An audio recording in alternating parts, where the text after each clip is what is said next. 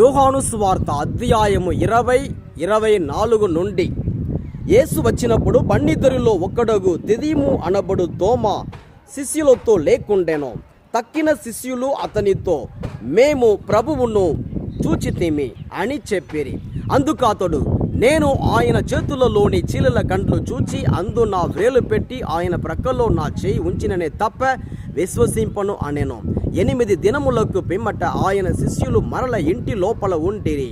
తోమా సహితము వారితో ఉండెను. మూసిన తలుపులు మూసినట్లుండగానే యేసు వచ్చి వారి మధ్య నిలుచుండి, మీకు శాంతి కలుగునుగాక అనెను. అప్పుడు యేసు తోమాతో, నీ వ్రేలు ఇక్కడ ఉంచుము, నా చేతులు చూడుము, నీ చేయి చాచి నా ప్రక్కలో ఉంచుము, అవిశ్వాసివి కాక విశ్వాసివై ఉండుము అని చెప్పాను. అప్పుడు తోమా, నా ప్రభు నా దేవా అని పళ్ళెక్కాను. నీ విశ్వసించినది నన్ను చూచుట వలన కదా, చూడకయే నన్ను విశ్వసించువారు ధన్యులు అని యేసు పళ్ళెక్కాను.